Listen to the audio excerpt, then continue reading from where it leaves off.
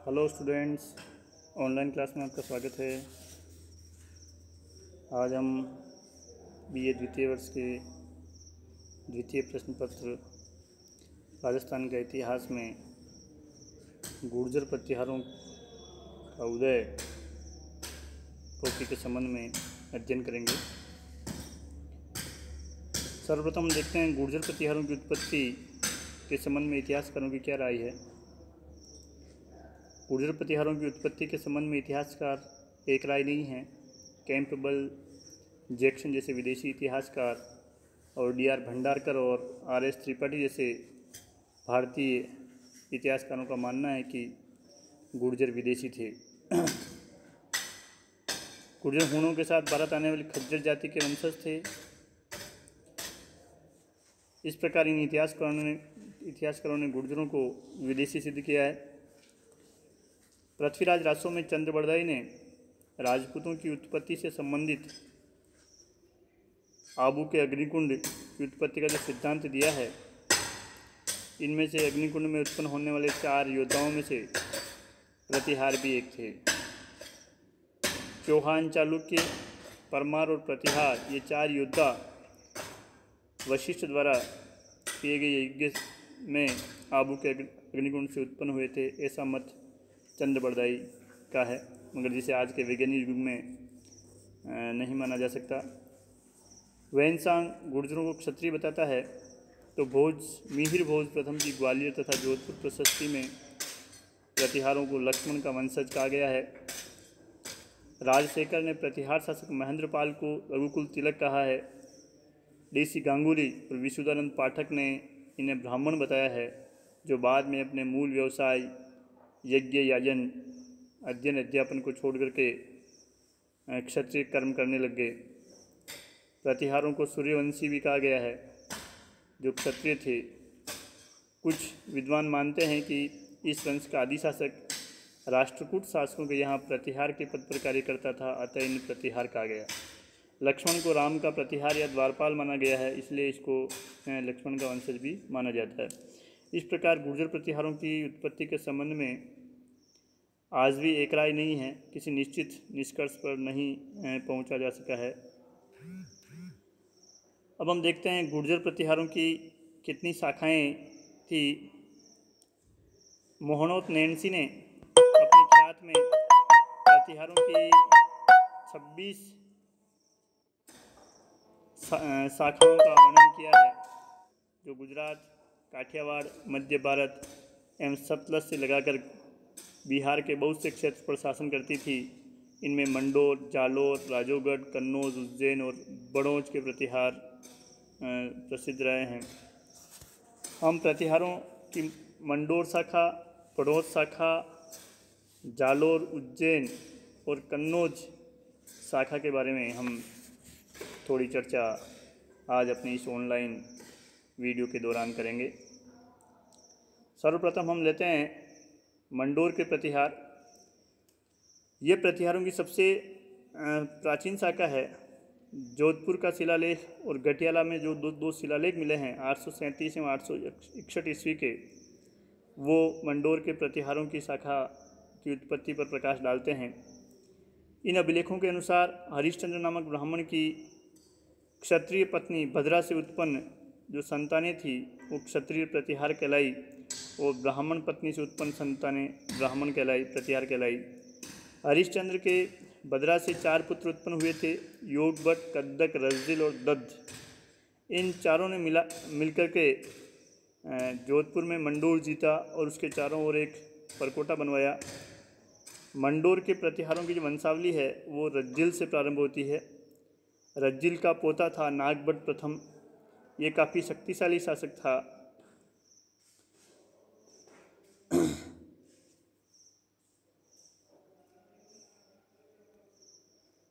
इसने प्रतिहार साम्राज्य का काफ़ी विस्तार किया और इसने मेड़ता को अपनी राजधानी बनाया। सिल्लुक, बावुक, कक्कुक इस शाखा के अन्य ज्ञात शासक है। 12वीं शताब्दी में मंडोर के प्रतिहार शासकों का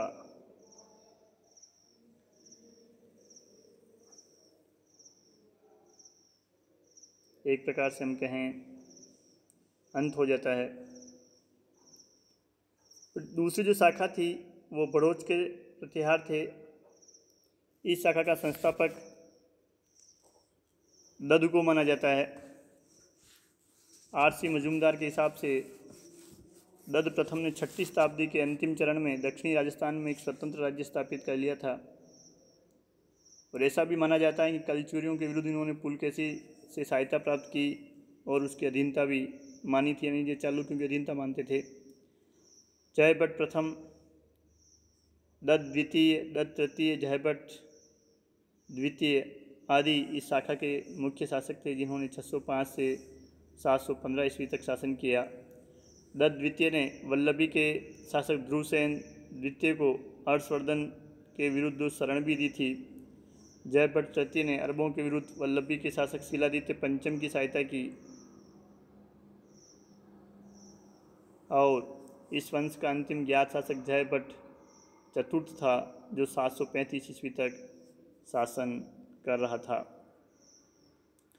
इसके बाद हम देखते हैं जालोर, उज्जैन और कन्नौज के प्रतिहार। इन तीनों जगहों के प्रतिहारों की जो वंशावली है वो नागभट्ट प्रथम से प्रारंभ होती है। B.N. पुरी ने नागभट्ट प्रथम का जो कार्यकाल बताया वो 733-34 ईस्वी में नागभट्ट प्रथम शासन कर रहा था। नागभट्ट प्रथम ने उज्जैन में एक नवीन प्रतिहार वंश की स्थापना की, पर इनका भी मूल स्थान राजस्थान में मंडोरी माना जाता है।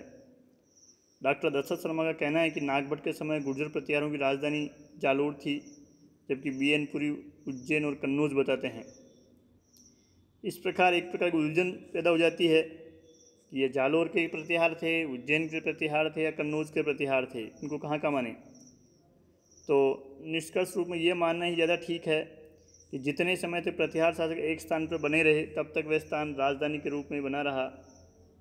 इसलिए ये तीनों शासकों की वंशावली नागभट्ट प्रथम से प्रारंभ होती है। मिहिर भोज की ग्वालियर प्रशस्ति के अनुसार नागभट्ट ने मल्लेच्छों को हराकर नारायण की उपाधि धारण की थी। इसने अरबों की जो प्रगति थी भारत में उसको इसने अवरुद्ध कर दिया था और इस प्रकार ये एक राष्ट्रीय शासक बन गया। नागभट्ट के बाद कक्कुक, देवराज और वत्सराज गद्दी पर बैठे। वत्सराज ने बंगाल के पालों को हराया और कन्नौज में अपने अधीनस्थ इंद्रायुध को गद्दी पर बिठाया, मगर वह राष्ट्रकूट ध्रुव से हार गया था। इसके बाद राष्ट्रकूटों से हारने के बाद भोज ने ग्वालियर को अपनी राजधानी बनाया और जो प्रांत उसके प्रतिहार साम्राज्य से अलग हो गए थे उनको पुनः प्राप्त करने में लगा रहा।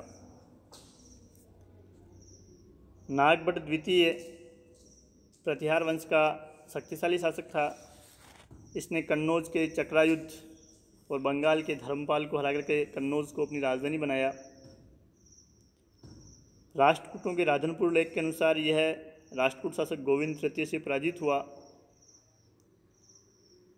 ग्वालियर प्रशस्ति, प्रबंध कोश तथा खुमाण रासों में अरबों के विरुद्ध नागभट्ट की सफलता का उल्लेख मिलता है। गोविंद तृतीय द्वारा उत्तर भारत को छोड़ते ही नागभट्ट द्वितीय ने अपनी खोई हुई प्रतिष्ठा पुनः प्राप्त कर ली। 833 ईस्वी में इसकी मृत्यु हुई मानी जाती है। नागभट्ट द्वितीय का उत्तराधिकारी रामभद्र हुआ और उसके अल्प शासनकाल के बाद मिहिर भोज शासक बना। ग्वालियर प्रशस्ति, कल्याण की राजतरंगिणी, अरब यात्री सुलेमान, राजशेखर की रचनाएं इत्यादि से मिहिर भोज के शासनकाल की जानकारी हमें प्राप्त होती है।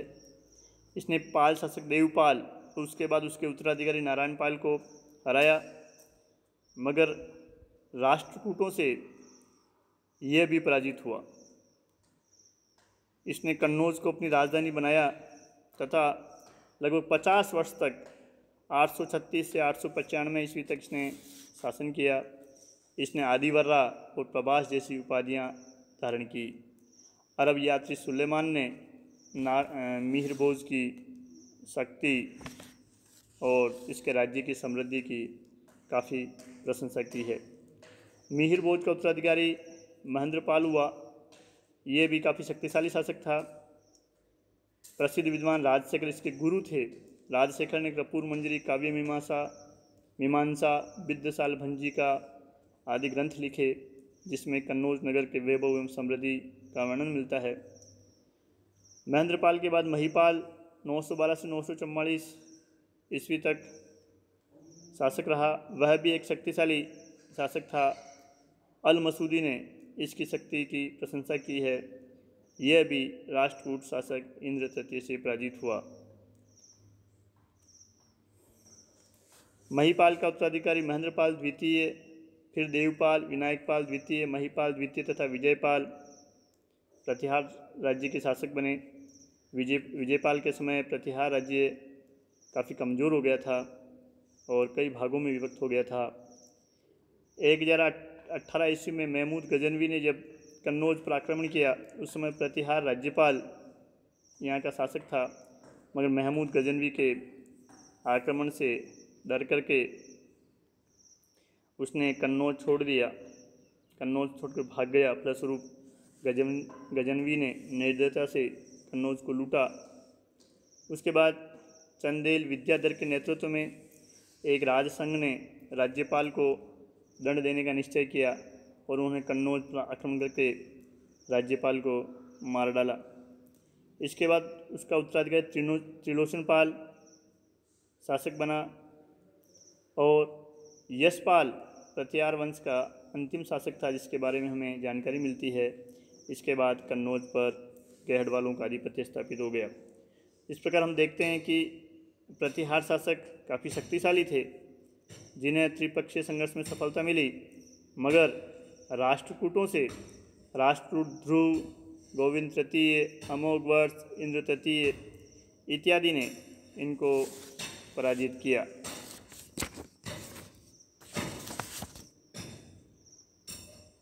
एक प्रश्न हमारे मस्तिष्क में उठता है कि गुर्जर प्रतिहारों की जो शक्ति है, राजस्थान से प्रारंभ हुई, मंडोर से, फिर उन्होंने मेड़ता को राजधानी बनाया, इसके बाद जालोर, फिर मालवा में उज्जैन और उसके बाद ये कन्नौज तक फैल गए। यानी एक समय में काफ़ी बड़ा इनका साम्राज्य था।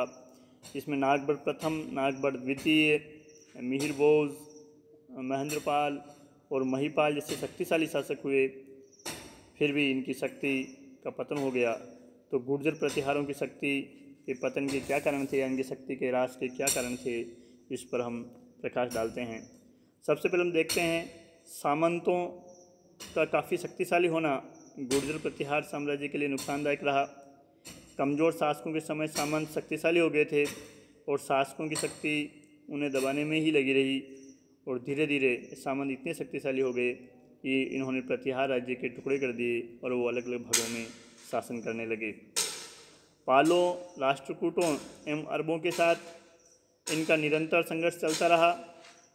यद्यपि ये पालों को पराजित करने में सफल रहे और अरबों की गति भी ये सिंध से आगे रोकने में प्रतिहार सफल रहे, मगर राष्ट्रकूट शासकों से ये पराजित हुए, जिससे इनकी सैन्य शक्ति पर विपरीत प्रभाव पड़ा।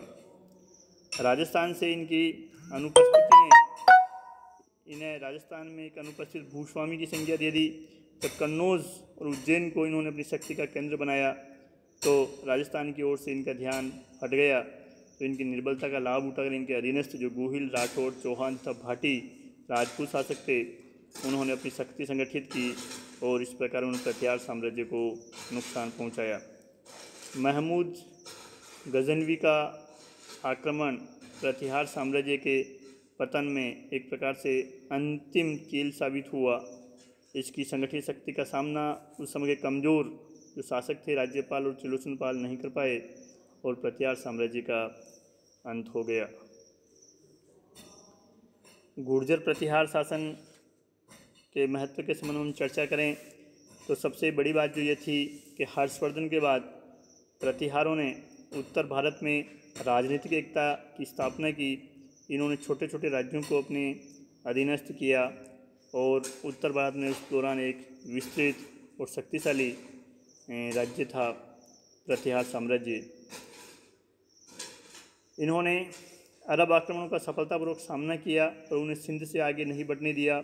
नागबड़ द्वितीय को तो इसी कारण नारायण की उपाधि से सम्मानित किया गया, एक प्रकार से उपाधि उसने धारण की। और यह अरबों को जिन्हें मल्लेच कहा गया है प्रशस्ति में, उनको रोकने के कारण ही कहा गया है। त्रिपक्षीय संघर्ष जो पालों, राष्ट्रकूटों और प्रतिहारों के मध्य कन्नौज पर अधिकार प्राप्ति के लिए चला, उसमें सर्वप्रथम धर्मपाल ने कन्नौज पर अधिकार किया था। कुछ समय के लिए राष्ट्रकूट शासक भी बीच बीच में कन्नौज पर अपना कन्नौज को जीतते रहे, मगर अंतिम रूप से कन्नौज को अपनी शक्ति का और राजधानी बनाने का सौभाग्य प्रतिहारों को मिला। इस त्रिपक्षीय संघर्ष में अंतिम सफलता गुर्जर प्रतिहारों को प्राप्त हुई और कन्नौज को अपनी राजधानी बनाकर वहाँ से शासन करने में सफल हुए। प्रतिहार शासकों के शासनकाल में धर्म, साहित्य तथा कला की भी उन्नति हुई। राजस्थान, कन्नौज और मालवा में विष्णु, शिव और शक्ति के मंदिर इन्होंने बनाए। ओशिया में, चित्तौड़ में आज भी ये मंदिर देखे जा सकते हैं। राजशेखर जो कि महेंद्रपाल और महिपाल के गुरु थे और प्रतिहार राज दरबार में रहते थे, जिन्होंने कई संस्कृत के ग्रंथों की रचना की, जैसे काव्य मीमांसा है, कर्पूर मंजरी है, विद्यासाल भंजिका है।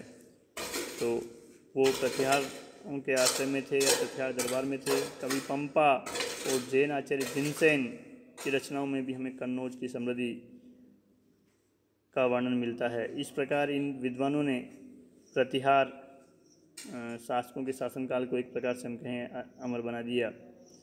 अरब यात्री सुलेमान और अल मसूदी भी प्रतिहार शासकों की शक्ति और समृद्धि की प्रशंसा करते हैं।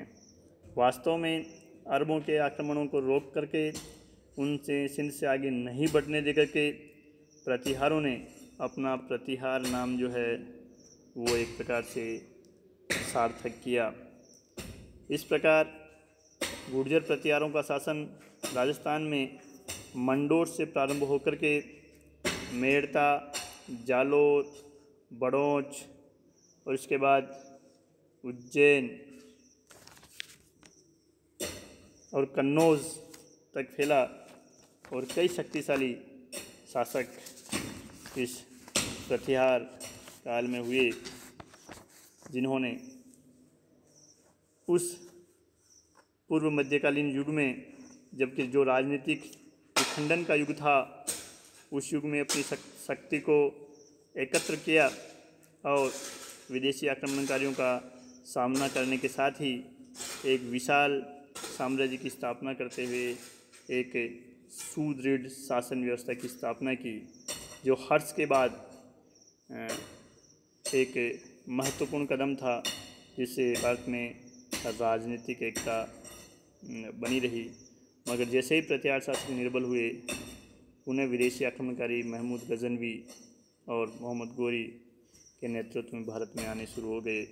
और इतना बड़ा महेंद्रपाल के पास जितना बड़ा राज्य था, इतना बड़ा राज्य बाद में किसी एक शासक के पास उत्तर भारत में राजपूत काल में नहीं रहा।